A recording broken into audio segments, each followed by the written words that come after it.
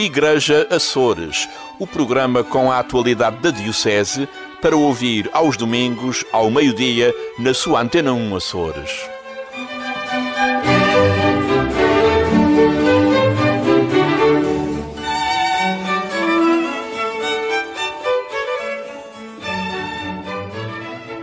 Boa tarde, seja muito bem-vindo a este Igreja Açores de 11 de junho. Hoje é nosso convidado Bento Barcelos, ele que é presidente da União das Misericórdias dos Açores e que vai fazer-nos o balanço do Congresso Insular que aconteceu no passado fim de semana na Praia da Vitória. Mas por agora, a atualidade da Diocese.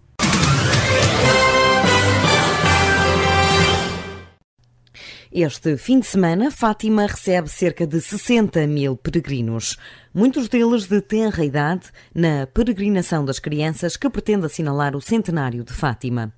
35 dessas crianças são oriundas dos Açores e pisam pela primeira vez a Cova da Iria. A Carmo Rodeia, colaboradora do Igreja Açores, esteve à conversa com a pequenada. Vai ser uma nova aventura e vai ser uma nova experiência. Tu gostas de rezar? Sim, é uma das coisas que eu gosto de fazer quando não está aborrecidos, quando não sabemos o que fazer, quando estamos tristes, quando o dia não nos corre bem. Rezar não é tipo uma forma só rezar por rezar, nós também temos que saber exprimir, tipo dizer o que é que tu sentes, o que é que tu vês, o que é que vais sentir, o que é que... Esta é a 39ª peregrinação das crianças e este ano comemora-se o Milagre do Sol. Zélia Couto, catequista de São Miguel, traz pela primeira vez crianças a Fátima. E os momentos especiais começaram logo no avião à saída dos Açores. Claro que me sinto muito feliz. É a primeira vez que venho numa peregrinação com crianças. Já tenho vindo cá algumas vezes com adultos, com os séniores. Mas com crianças foi uma experiência maravilhosa e parece-me que única. Eu já comecei a sentir isto no avião, porque houve uma menina que veio sentada ao meu lado, porque os meninos vieram dispersos, e ela disse que teve um sonho que eu vinha sentada ao lado dela, e que ela agradecia muito dele ter dado força. E eu não lhe dei força nenhuma, mas ela sentiu-se mais encorajada, sentada junto de mim. E a maneira como eles se querem modificar, que se querem melhorar, que querem rezar, que Nossa Senhora nos ajude a ser igual aos pastorinhos. Não sei, ouvir isso da boca de uma criança comove-me e eu sinto. Fátima Homem, de São Jorge, já levou muitas crianças a esta peregrinação, mas admite ser sempre uma tarefa de enorme responsabilidade. Sei que é uma grande responsabilidade, já vim várias vezes com um grupo de crianças e, portanto, pronto, são muito avisados, os pais, preparamos também os pais para eles irem consciencializando que eles precisavam de seguir certas regras. Aqui os responsáveis, quer da terceira, quer das outras ilhas, estão sempre em cima para ver se nada acontece. Nós, para além do filme, que fizemos questão de eles verem e terem conhecimento da história dos pastorinhos, houve uma preparação do mês de maio que foi enviada aqui por Fátima e que nós fizemos questão de fazer com eles, quer dizer, de fazer celebrações na igreja, distribuir terços, rezarem o terço, preparar uma semana em que eles rezavam o terço todos os dias, depois tinham que dar uma opinião, o que é que lhes tinha tocado, o que é que pretendiam com aquela reza do terço. O padre José Júlio Rocha, assistente espiritual da Mensagem de Fátima, já inclusivamente uniu em matrimónio algumas das primeiras crianças que levou a Fátima, desde 1995. Mas há de sempre lembrar o êxtase nos seus olhos nesta peregrinação infantil. A primeira vez que eu vim aqui em 1995, as crianças ficaram extasiadas e impressionadas e foram para lá com uma experiência única na vida, até porque as possibilidades eram outras, eram muito menos. E o que tenho notado ao longo dos últimos anos é que diminui esse entusiasmo. Não só porque a fé também nas famílias em 95 era vivenciada de uma forma muito diferente do que é hoje, mas também porque há muita mais dispersão hoje do que havia há 20 anos ou 25 anos atrás. E portanto, as crianças têm uma experiência um bocadinho difusa hoje. Apesar de para muitos já não ser a primeira viagem, as expectativas são de que este fim de semana há de ficar para a vida. Não é, Diana? A brincadeira, a aprendizagem, estar com os amigos para recordar, como já disse. Também aprender com os catequistas ou acompanhantes. É uma viagem para recordar para a vida.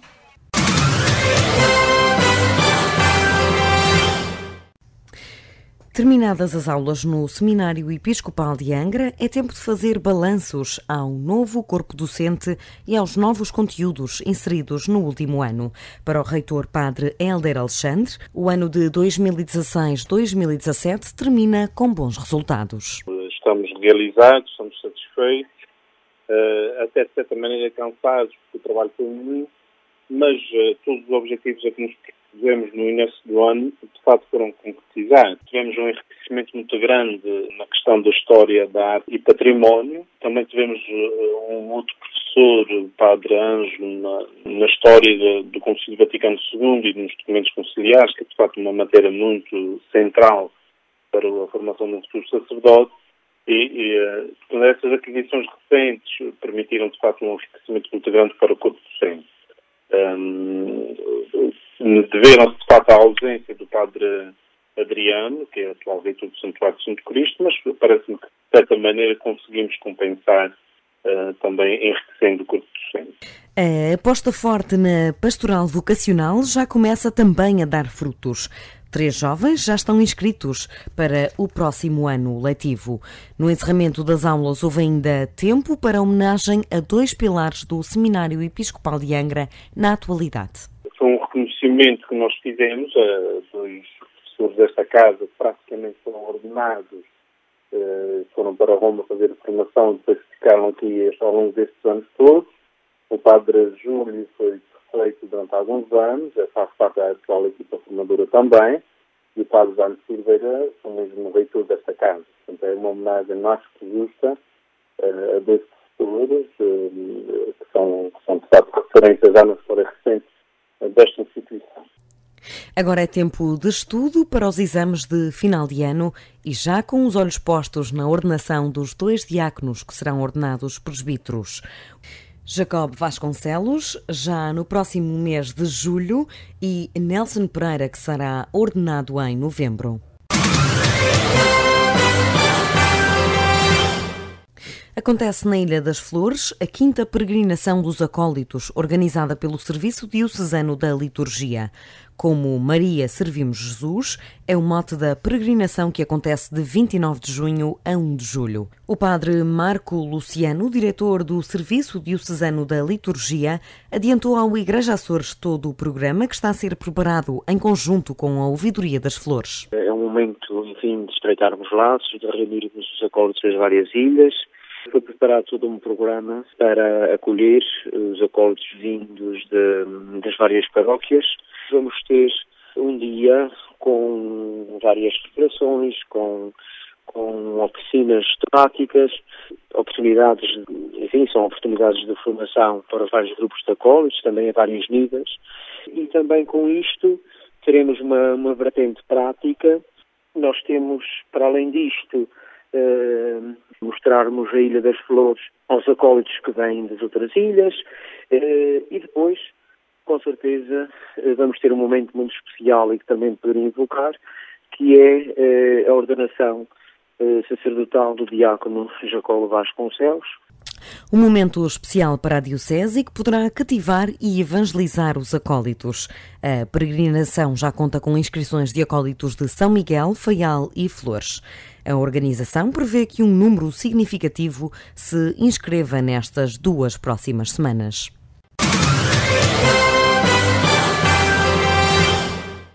Em representação da Pastoral da Cultura da Diocese de Angra, o padre Ricardo Tavares participou no encontro organizado pelo Secretariado Nacional da Pastoral da Cultura com o tema Out of the Box.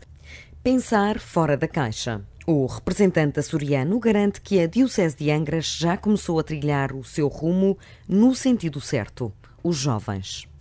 Eu fiz-me representar em Fátima com as ideias e os projetos que nós estamos a desenvolver nos Açores e eu pude trazer para cá uma série de ideias e de experiências que estão a ser feitas a nível nacional.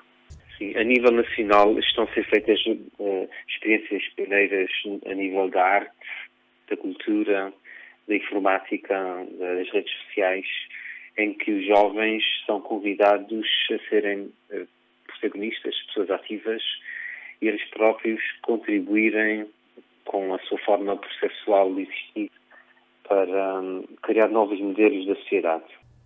O caminho é fundir a cultura contemporânea com a pastoral juvenil e auscultar e aceitar a forma atual de estar no mundo. A nova evangelização consiste, no fundo, numa pastoral da cultura, porque a nova evangelização consiste em fazer a experiência de Deus na cultura contemporânea, porque tudo o que se passa hoje em dia é sinal da ação do Espírito Santo no mundo, e nós temos de compreender os sinais dos tempos, temos que entender a sociedade como é, como pensa e como se sente, como uma manifestação da vontade de Deus. Nós não podemos atacar, obrigar as pessoas a serem como antigamente, encaixarem os modelos antigos. É preciso ouvir a sociedade, sentir nela a presença de Deus, a agir. A Igreja continuar a estimular as pessoas para encontrarem a fonte dentro de si. O encontro nacional teve ainda um momento musical onde participaram a Beatriz Cortesão, arpista, o quarteto de saxofone da Escola Profissional Artaf e o grupo de fados da Associação Académica de Coimbra.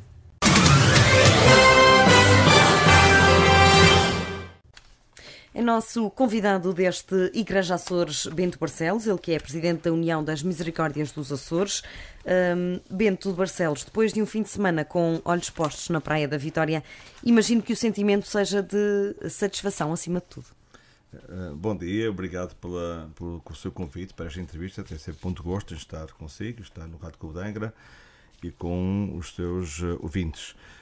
Sim, foi mais uma etapa bem realizada, bem conseguida, com mobilização das Misericórdias dos Açores, das Misericórdias da Madeira e com uma larguíssima presença das Misericórdias do continente. O que quer dizer que o Congresso Insular, este 14ª edição do Congresso Insular, está a dar a volta por cima. Não é, qualidades minhas no que se refere à sua organização, até porque a organização ficou a cargo da Santa Casa Misericórdia da Praia da Vitória, que foi a anfitriã deste congresso. Naturalmente, como presidente da União Regional das Misericórdias dos Açores, eu acompanhei toda a sua organização, mas fico muito agradado porque as Misericórdias do continente começaram a sentir que o Congresso Insular tem uma expansão nacional. E a conclusão mais direta e imediata que podemos ter é exatamente essa, que é, nós tivemos mais Misericórdias do continente que o somatório das 23 Misericórdias dos Açores e as 4 Misericórdias da Madeira. E, portanto, foi 53 no total, não foi? Foi uma edição com a temática do Congresso, com uma temática de grande atualidade, recordando apenas Misericórdias e Modernidade. Isto quer dizer que as misericórdias não estão viradas para o passado, respeitam o passado, têm o passado como elemento fundacional, fundamental para a sua atividade. O histórico também, tem aqui um peso muito importante. Estão conscientes da problemática do presente, mas fundamentalmente querem se projetar no futuro. Querem acompanhar as dinâmicas sociais e as políticas sociais para desempenhar cabalmente a sua missão. E a organização, por parte da Misericórdia da Praia da Vitória, que comentário merece da sua parte? O melhor comentário foi excelente. Tanto o Sr. Provedor como o Sr. Presidente da Assembleia Geral, que foram os dois cabeças, da linha da frente da organização do Congresso, mas pôs todo o seu staff, a começar pelo Secretário-Geral, o Departamento Financeiro, o Departamento, dos Serviços Administrativos e da Logística. Trabalharam muitíssimo bem. É evidente que um congresso com esta envergadura carece sempre de outros apoios, e nomeadamente em termos de escolha de oradores, contato com os oradores. Eu tive responsabilidade em escolher alguns, naturalmente. A União das Misericórdias Portuguesas, na pessoa do Dr. Manuel Lemos, também teve essa possibilidade e teve também, a sua intervenção. Mas o forte de toda a organização, do contato com os oradores, da logística que foi, digamos, estabelecida e montada, foi totalmente da responsabilidade da Misericórdia da Praia da Vitória e com imenso êxito. Para além da componente de organização, que foi muito boa, que teve a componentes culturais, não esquecer a coroação que se verificou, a missa solene de encerramento, a visita aos bodos que se verificaram, porque coincidia com o domingo de Pentecostes, não é? Foi imprimido um cunho muito efetivo, tanto por parte do provedor como da parte da sua equipa também, e relaciona-se muito bem o espírito das misericórdias com a componente efetiva. Portanto, e componente social também. E claro, lidando com as pessoas temos que ser particularmente efetivos, não é? E portanto foi uma realização e uma organização perfeita. Falava da vinda de muitas misericórdias do continente, todas elas com realidades muito distintas, cada uma é como cada qual, mas relativamente à modernidade nos Açores, algumas já têm este fator da modernidade, mas há muitas que ainda não. Bom, eu creio que todas as misericórdias têm este enfoque. Este como objetivo, não é? Exatamente. Estão mais virados para o futuro, para o presente e para o futuro, do que estão virados para o passado. Contudo, pesando o passado e valorizando o passado, não é? São herdeiros, digamos, as misericórdias são herdeiras de um passado, cada uma delas, umas com mais idade, outras com menos idade, não é? No caso da Misericórdia de Angra do Heroísmo e da Misericórdia da Praia da Vitória, são pentacirculares, portanto 519 anos, não é? E portanto têm o peso que têm, não é? Outras têm, digamos, décadas, poucas décadas. Nomeadamente o caso da Lagoa, que é mais recente. Todas têm de facto uma visão de que é preciso ter uma missão atualizada no futuro, sem pôr em causa os princípios fundacionais, nomeadamente a missão de desenvolver as 14 obras da misericórdia, que são o alicerce, são digamos, a orientação básica, são o elemento constitutivo das misericórdias, do ponto de vista, digamos, das 7 obras da misericórdia corporais e das 7 obras da misericórdia espirituais. Mas, sabendo, contudo, que o elemento base para a ação e missão das misericórdias é o ser humano na sua mais ampla diversidade, mas sempre na perspectiva de, nos momentos da sua fragilidade, as misericórdias poderem acompanhar. Naturalmente, de essa perspectiva, sabendo, contudo, que a complexidade das problemáticas sociais é hoje maior e tende eventualmente a agravar. Nós temos sinais disso, não é? O aumento do envelhecimento da população, que foi uma grande conquista da humanidade, o aumento da esperança de vida, mas obviamente que recai na comunidade, na sociedade, nas famílias e nas instituições e também nos poderes públicos instituídos, grandes responsabilidades, que é dar dignidade à vida mais prolongada. As questões relacionadas com a crise, em certa medida, da família, o surgimento de mais famílias monoparentais, um agravamento, digamos, da estabilidade da família no que se refere a situações de divórcio, que cria alguma dificuldade para poder acompanhar aqueles que são os elementos da família mais vulneráveis. E quem são esses elementos mais vulneráveis? São efetivamente as crianças, são crianças, ou adolescentes, ou jovens, ou pessoas de idade adulta em situações de deficiência, são os que, digamos, que infelizmente foram atingidos por doença crónica, e são os idosos, digamos, que não tendo uma base de suporte familiar ou de vizinhança, precisam muito da comunidade e da sociedade civil organizada, neste caso concreto, das instituições sociais e ainda mais em concreto das misericórdias dos Açores, que têm, digamos, esse grande objetivo de apoiar aqueles que são os mais vulneráveis e os mais frágeis da nossa sociedade. Por isso, este olhar para o futuro e esta modernidade, se me permite só acrescentar isto, implica o quê? Implica qualidade e confiança. Gerar, por um lado, confiança nas outras instituições, nos poderes públicos instituídos, na sociedade que serve, nas pessoas que também, digamos, que servem, e essa qualidade e essa confiança é indispensável, não se consegue de um momento para o outro, conquista-se dando passos, o caminho faz-se caminhando, e portanto essa confiança vai ser geradora, certamente, de uma maior aproximação das misericórdias à comunidade e à sociedade que serve, mas também uma maior aproximação aos poderes públicos instituídos, que na primeira linha são os responsáveis pelo desenvolvimento das políticas sociais. É ao Estado que cabe, na primeira linha, a responsabilidade das políticas sociais. E, por outro lado, a qualidade. Porquê a qualidade? Porque lidamos com os seres humanos. E lidando com os seres humanos, com a plena, digamos, dignidade que têm, qualquer que seja a sua situação de fragilidade, ou de doença, ou de deficiência, ou de situações, digamos, enfim, similares. E, portanto, os cuidados a serem prestados às pessoas, mais do que a quantidade, têm que ser primados pela qualidade. Ora, isto são duas pedras basilares para a modernidade e para um futuro do melhor papel e missão das misericórdias em prol daqueles que mais precisam. Para se falar de modernidade neste 14º Congresso Insular, foram escolhidos oradores, nomes de peso. Pode apresentar alguns deles? Sim, todos, creio, tiveram de facto essa perspectiva de refletir o papel das misericórdias projetado no futuro, projetando para o futuro. Mas eu queria, digamos, enfim, considerando todas as intervenções com maior interesse... Umas mais técnicas, outras mais teóricas. Há algumas que, digamos, criaram um elan especial.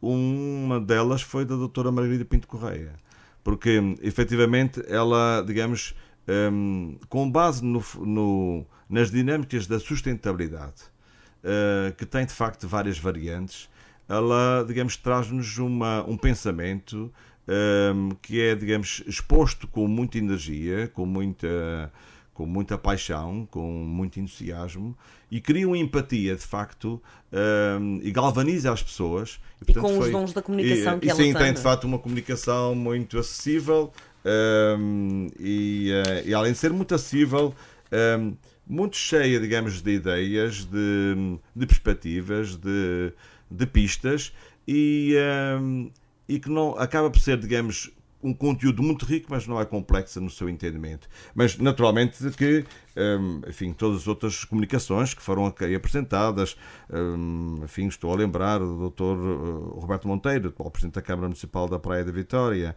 a Dra. Catarina Fernandes, a Dra. Assunção Melo, o provedor da Misericórdia do Porto, que é, enfim, a maior misericórdia, que é uma realidade diferente. Com o estatuto mesmo de misericórdia, porque a Misericórdia de Lisboa tem muito componente de instituto público, não é? Mas, enfim, trouxe uma experiência perfeitamente singular, porque é uma misericórdia que digamos, que tem uma amplitude enorme de atuação. Mas, enfim, todos os outros, não quero, digamos, estar aqui a desvalorizar todas as intervenções, todas foram muito ricas. Uma ou outra criou, de facto, uma carga maior de atratividade e de entusiasmo e de energia para arregaçarmos mangas e continuarmos a trabalhar em prol daqueles que efetivamente são os nossos maiores visados. Precisamente na exposição de Margarida Pinto Correia, ela referiu que muitas vezes os apoios não chegam porque as candidaturas são mal formuladas. É também certamente uma realidade dos Açores. Apresentou, portanto, uma plataforma online que ajuda a formalizar estas candidaturas. É uma ferramenta muito importante para as misericórdias, particularmente as dos Açores. Sim, é uma pergunta interessante e eu agradeço que o tenha feito para dar a pouco enquadramento qual é a relação entre, digamos, os apoios, a sustentabilidade e as candidaturas, digamos, a financiamentos de alguns projetos. Uhum. As misericórdias, como outras instituições particulares de solidariedade social, não têm fins lucrativos. Portanto, os proveitos que possam ter são sempre orientados para as suas respostas sociais. E por outro lado também as misericórdias no espírito da confiança mútua e do sentido da cooperação e da corresponsabilidade entre as misericórdias e os poderes públicos, o Estado no país é o Governo da República e a Assembleia da República, na região a Assembleia Legislativa Regional e o Governo Regional, mas o Estado também é o poder local. as Assembleias Municipais e as Câmaras Municipais, juntas de freguesia, Assembleias de Freguesia, e, portanto, nessa perspectiva, a cooperação no desenvolvimento de políticas sociais com os poderes públicos alicerça-se também num compromisso que também tem uma componente financeira. Mas as misericórdias têm consciência que as suas receitas próprias, mais o financiamento das valências de acordo com os acordos de cooperação estabelecidos entre cada uma das misericórdias e o governo ou o poder local numa área mais circunscrita, mas também pode intervir, de facto, no sentido da cooperação com as misericórdias, não são às vezes suficientes para desenvolver certos projetos. E, portanto, a procura de outras fontes de financiamento, neste princípio da sustentabilidade mais abrangente, mais alargada, deve ser uma determinante de cada uma das misericórdias. E cada uma das misericórdias está a fazer o seu melhor para tentar, digamos, absorver apoios de outras entidades para poder, de facto, desenvolver certo tipo de objetivos. Ora, a doutora Maria Pinto Correia está ligada, de facto, a uma plataforma que coopera mediante o pagamento de uma cota, digamos assim, coopera com as mais diversas instituições que estão no terreno, nomeadamente as instituições sociais, com vista a organizarem ou co-organizarem projetos, digamos, de candidatura. Uma espécie de assessoria. E que sejam fiáveis, que sejam bem enquadrados, que estejam enquadrados nos termos da legislação em vigor também, para cada um desses projetos, mas tenham também, digamos, uma fundamentação que seja enriquecedora, uma argumentação que seja válida para que o projeto seja bem conquistado, bem aceite, bem entendido, melhor dito, e que tenha depois um resultado, digamos, válido. Eu estou convencido que foi lançado por ela uma disponibilidade que tem o seu custo, mas que algumas misericórdias vão conseguir e vão ter interesse em aderir. Em termos de conclusões, o que é que se tirou deste fim de semana, do fim de semana passado na Praia da Vitória, deste 14º Congresso Insular? Uma das conclusões, digamos, maiores é que, efetivamente, as misericórdias integram o sector da economia social. E a economia social tem uma grande diferenciação. A economia social não faz competição com a economia de mercado, com a economia mercantilista, capitalista, que visa, perfeitamente, enfim, legítima, que visa o lucro. E também não faz competição com a economia pública, estatal, mas tem um enfoque especial, que é desenvolver um conjunto de ações que devem ser, tanto quanto possível, sustentáveis no ponto de vista do seu financiamento, para não pôr em causa essas mesmas respostas sociais.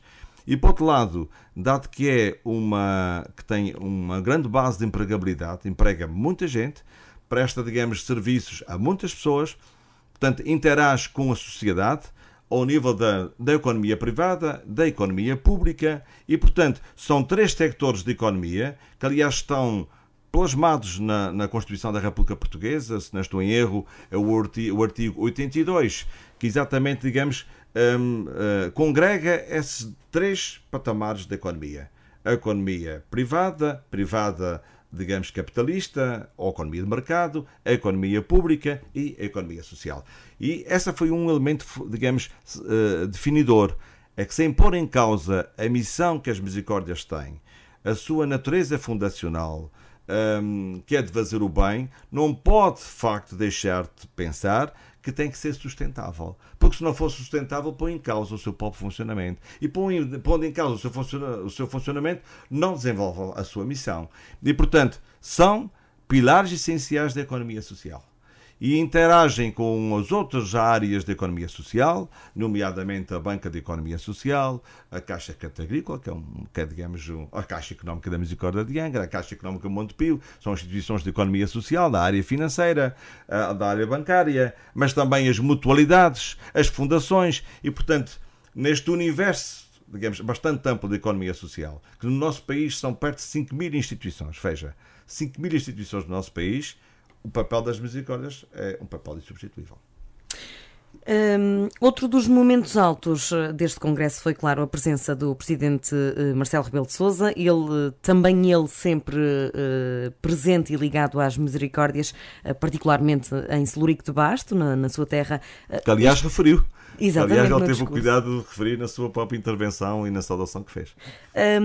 Este associativismo e as misericórdias é algo que fica tatuado? Sim, enfim, devo dizer que foi com uma extrema alegria que soubemos da coincidência. Ele diz que não foi coincidência. Bom, ele diz que foi, enfim, foi mais, como digamos, crente, diz que foi mais, digamos, um sinal divino ou espiritual. Foi uma coincidência mais, digamos, promovida na visão como católico que é e por Deus. Mas, de facto, foi uma coincidência muito feliz. Porque tínhamos o nosso congresso nestas datas já apontado há muito tempo. E quando soubemos que o Sr. Presidente da República ia fazer uma visita aos Açores, ou neste caso, a parte das Ilhas dos Açores, portanto, parte do arquipélago, as 7 Ilhas dos Açores, e mas estando na terceira, que seria muito oportuno que o Sr. Presidente da República nos desse a honra da sua visita e dirigisse ao Congresso e aos congressistas e, através deles, à opinião pública que se move nas políticas sociais e com estes, digamos, objetivos também de apoiar os outros, uma mensagem. Naturalmente foi preciso os contatos. Nesse âmbito, o Presidente da União das Misericórdias, Dr. Manuel Lemos, teve um papel muito importante, porque interligou a URMA, a Misericórdia da Praia de Vitória, à presença da República, e o Sr. Presidente da República, desde o início, pelo conhecimento que tivemos, no contato feito com a sua Casa Civil e com os seus assessores, nomeadamente a assessora para os assuntos sociais, que é a sua Maria João Ruela, que é a sua colega, a jornalista, e que esteve cá também connosco. Prontamente nos foi comunicado que o Sr. Presidente da República tinha imenso gosto em digamos, visitar e saudar as Misericórdias reunidas. Portanto, foi um ponto muito alto, aliás, singular, como eu disse nas palavras que eu dirigi ao Sr. Presidente da República, também de saudação e de agradecimento. Fica aqui, digamos, uma singularidade que pela primeira vez acontece nas Misericórdias dos Açores, que é ter a presença do mais alto magistrado da nação, e que foi uma presença muito interessante, muito gratificante, que nos deu muita honra, e depois pela sua atitude que tem, de fato, de grande comunicação, não só comunicação discursiva, mas comunicação com as pessoas. Foi ver a quantidade de pessoas que ele teve a oportunidade de cumprimentar e de tirar também fotografias, e fica na marca, digamos, da vida de cada um e da vida das nossas Misericórdias e da vida do próprio Congresso. Digamos que foi a melhor cereja no topo deste bolo do 14º Congresso. Certo, acho que está, digamos, a usar a expressão corretíssima. Ele focou também o papel da mulher e o papel dos jovens. Qual é o rácio de mulheres e de jovens nas Misericórdias açorianas? Eu não posso, digamos, não tenho elementos aqui para dizer em concreto a percentagem. O que lhe posso dizer... As mulheres não podiam ser provedoras até ao 25 de Abril. O que lhe posso dizer é que nós temos cada vez mais, digamos, a presença feminina nos órgãos sociais das Misericórdias e nos seus quadros técnicos, e no conjunto dos seus colaboradores. Pela experiência da Misericórdia de Angra, nós temos mais mulheres, digamos, nos órgãos sociais, nomeadamente na mesa administrativa, do que homens. E, portanto, e na equipa técnica também, sem qualquer dúvida. Isso é um sinal, digamos, também de modernidade. Ou seja, é o verificar que a plenitude das competências, das capacidades intelectuais, sensoriais, cognitivas, das competências de organização, de trabalho, de dedicação, tanto está no homem como na mulher, e na mulher muitas vezes suplantando o próprio homem. E especialmente a questão dos afetos. E com grande, digamos, sensibilidade, sim. Também, é evidente que os homens também não leva mal que eu diga, mas os homens também são afetivos e podem, às vezes, não terem tanta capacidade de expressar os seus afetos, talvez próprio da maneira de ser masculina, em termos mais globais, mas o que é fato é que a componente afetiva é extraordinariamente importante. A marca e a presença, digamos, feminina nas misericórdias portuguesas é enorme. Cada vez mais, digamos, temos provedoras, temos vice-provedoras. Misericórdia de Angra, por exemplo, a vice-provedora é uma senhora, a vice-provedora. E tem, para além, digamos, da vice-provedora, ainda tem mais 3 mesárias. Portanto, há mais elementos femininos do que masculinos. Isto é um exemplo que estou a dar da misericórdia que eu sirvo, não é? Mas a presença complementar, digamos, de homens e mulheres que querem servir as misericórdias e, através do seu trabalho voluntário, querem estar ao serviço daqueles que mais precisam, dos mais vulneráveis, é indispensável. E a complementaridade entre os dois sexos é muito enriquecedor. E é nessa linha que, digamos, também queremos trilhar para o futuro. Falando agora da questão dos jovens, e um dos assuntos abordados numa das exposições, que já não me recordo de quem, era que estava a ser difícil renovar os corpos dos trabalhadores, das misericórdias, e cada vez as pessoas se reformam mais tarde, e portanto também havia esta necessidade, havia esta vontade de renovar as equipas de trabalho. É assim nos Açores? Isso foi abordado em mais do que uma intervenção. Não só nos oradores, mas também até nas intervenções mais formais de abertura e de encerramento. Mais concretamente no encerramento, exatamente. E, de facto, a alteração do regime jurídico da apresentação, que parece-me totalmente injusta. Eu não concordo de forma nenhuma, tenho dito isso. Os últimos governos tiveram aqui uma opção, quanto a mim, errada, da alteração do regime jurídico da apresentação para os funcionários, os trabalhadores, os colaboradores de mais tempo de serviço. Ou seja, foram alterar as regras do jogo no final do jogo. As regras do jogo alteram-se no início, antes do jogo, não é? E, portanto, para os novos quadros, para os novos candidatos, que tenham regras diferentes, tendo em conta a necessidade da sustentabilidade do Orçamento da Ação Social no que se refere aos seus compromissos com a aposentação e as pensões, acho muito bem. Para, digamos, quem já tem mais de metade, bem, ou quase já na ponta final da sua carreira de vida profissional, qualquer que ela seja, e do seu regime contributivo para a Caixa Geral de Apresentações, no caso da função pública, ou de empresas do Estado, ou para a Segurança Social, foi errado. E depois o que não se verifica, o que nos enfim, sobressai aos nossos olhos, porque conhecemos essa realidade dia a dia, é que há colaboradores, trabalhadores das instituições sociais, nomeadamente das misericórdias, que têm tarefas muito exigentes. Basta nós, digamos, darmos como exemplo aqueles que apoiam pessoas idosas e pessoas dependentes. Têm que ter, que já começam também eles a precisar disso. Tem que ser capacidade física, capacidade motora, capacidade de elasticidade, tem que ter uma grande capacidade psicológica, porque todos os dias estão a ver o mesmo quadro de situações. E, portanto, naturalmente que há pessoas que no escalão etário aí por volta entre os 50 e os 60, ou alguns deles mais de 60, mas que ainda não têm os 66 anos e os 3 meses para irem para a apresentação, estão a desenvolver as suas atividades com muito custo, com muitas limitações e com muito menos produtividade. E, portanto, o ideal era que essas pessoas pudessem, digamos, não ter sido atingidas por este regime jurídico da apresentação, com as limitações, digamos, que o mesmo regime veio trazer, podendo ir para a sua apresentação, já der o seu contributo, beneficiar dos seus descontos, descansar, estar com a família, estar com os amigos e permitir assim a entrada de gente nova, que há muitos, como compreende e como sabe, ainda a chegada de currículos às misericórdias e a outras instituições, e certamente, digamos, ao tecido empresarial privado e aos serviços públicos, é enorme, porque cada vez mais temos gente nova, que até tirou cursos e que está até formada, está bem preparada,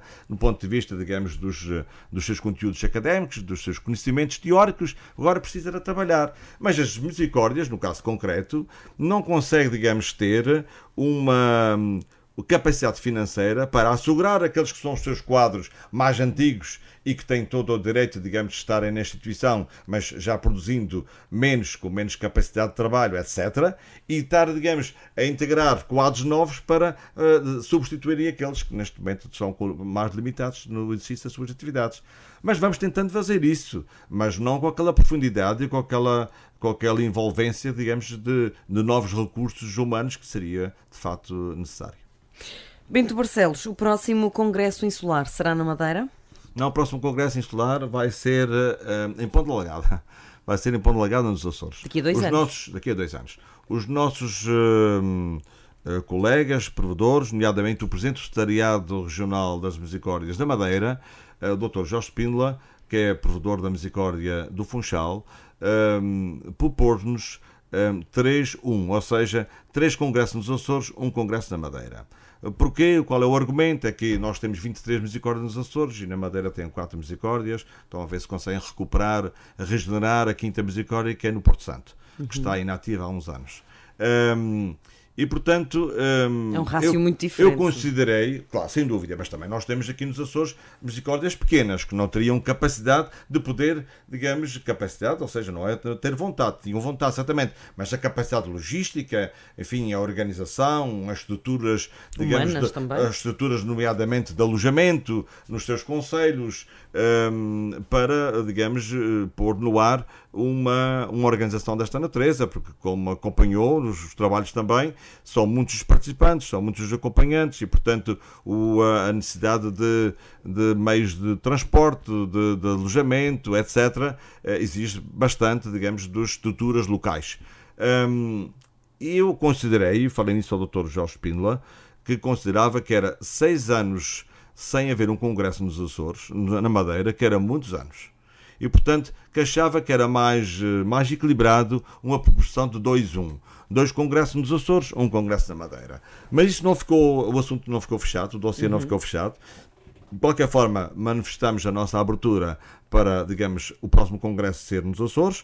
Falei com o provedor da Misericórdia da Ponta Delgada, o Dr. José Francisco, que imediatamente acedeu.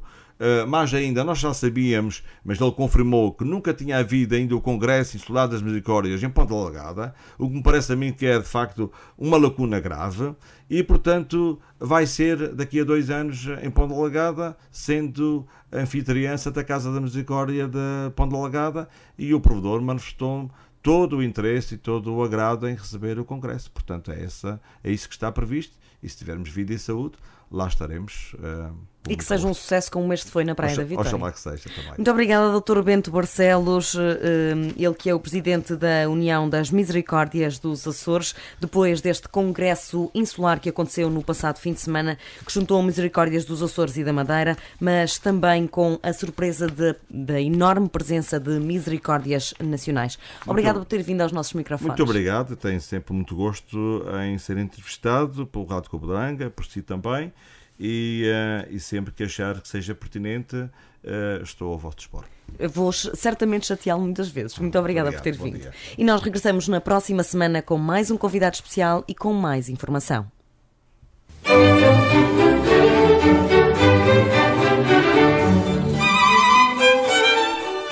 Igreja Açores, o programa com a atualidade da Diocese para ouvir aos domingos, ao meio-dia, na sua Antena 1 Açores.